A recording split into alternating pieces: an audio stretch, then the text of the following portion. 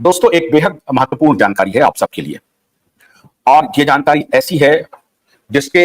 लिए आप सब पहले से इंतजार कर रहे होंगे। बहुत लोग कहेंगे कि इससे आखिर में होना क्या है, लेकिन चूंकि आपका सवाल सरकार से होता है और सरकार अपने काम में बहुत मजबूती से लग गई है। ये एक बहुत महत्वपूर्ण जानकारी हमारे पास जो विश्वस्त सूत्रों से मिल रही है वो ये है कि देश भर के बड़े सहारा के प्रबंधकों में से जो बड़े अधिकारी गण हैं उनकी पूछताछ हो रही है। सीरियस फ्रॉड इन्वेस्टिगेशन ऑफिस जो है SFIO, serious fraud investigation office SFIO, आपको याद होगा कि SFIO ने ही आदर्श क्रेडिट स्कैम जो हुआ था उसमें बहुत एक्टिव थी, और आदर्श क्रेडिट स्कैम के बाद ही जो 2016, 17, 18 में बहुत तेजी से ये एक्सपोज हुआ, और इसका मामला वैसे कोलकाता से चला, जन्म अहमदाबाद में हुआ, कार्यक्षेत्र राजस्थान था, और आदर्श क्रेडिट सोसाइटी के जो खैरखा थे, जो रहनुमा थे, जो निर्माण करने वाले थे, राहुल मोदी जी और उनके दूसरे बंधु, तो दोनों मोदी जी के खिलाफ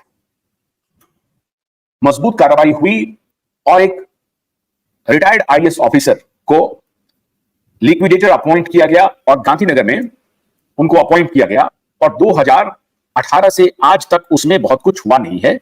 यह बात आज हमें आदर्श क्रेडिट सोसाइटी के भी बहुत सारे लोगों ने संपर्क किया है कि सर आप आदर्श क्रेडिट सोसाइटी के भी मुद्दे को उठाइए। मैंने आपसे पहले ही वायदा किया था कि मैं उठाऊंगा,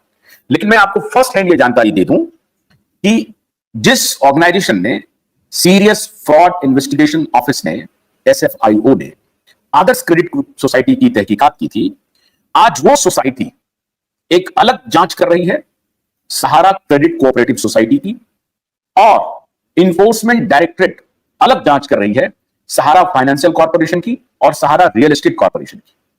तो जो कंपनी है उसकी भी जांच हो रही है इन्फोर्समेंट डायरेक्टरेट के द्वारा, और जो क्रेडिट कोऑपरेटिव सोसाइटी है उसकी भी जांच हो रही है SFIO के द्वारा। अब ये जो जानकारी मुझे मिली विश्वस्त सूत्रों से, मैंने आपको पहले भी बताया था कि ईडी लगातार जांच करने की कोशिश कर रही है, लेकिन ईडी, नीरज जी बहुत बहुत आपको हमारी तरफ से प्रणाम, नमस्कार। आपने कहा कि गरीबों की आवाज उठा रहे हैं। जी, मैं गरीबों की आवाज उठा रहा हूं, इसलिए उठा रहा हूं क्योंकि मैं उन लोगों में शामिल नहीं हूं जो एक बार आवाज उठा दे फिर चुप हो जाए फिर भाग जाए, ये मेरा क्या। लेकिन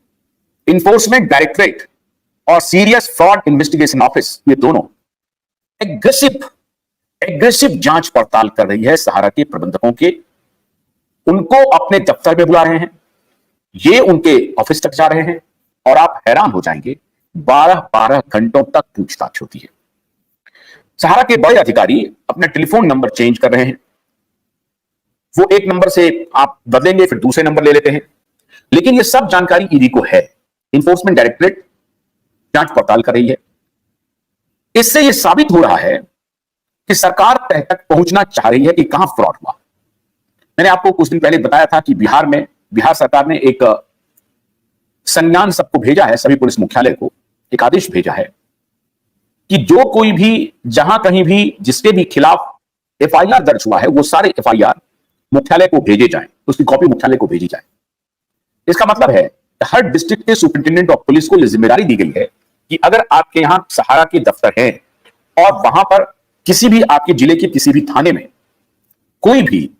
शिकायत पत्र मिला है सहारा के अधिकारियों को लेकर के कि भाई एजेंट और निवेशक का पैसा लेकर के सहारा के अधिकारी भाग गए हैं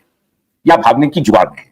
अगर इस तरह की कोई भी आपको सूचना है या शिकायत है तो क्या वो लिखित शिकायत है या सिर्फ सूचना पर है? अगर वो लिखित शिकायत है तो सारे लिखित शिकायत को कंपाइल करके हेड ऑफिस भेजिए। अब इसका क्या तात्पर्य हुआ कि अगर ये लिखित शिकायत हेड ऑफिस मंगाया जा रहा है और वो हेड ऑफिस किनको रिपोर्ट करने वाला है? मिनिस्ट्री ऑफ होम को रिपोर्ट करने वाला है, केंद्र सरकार को।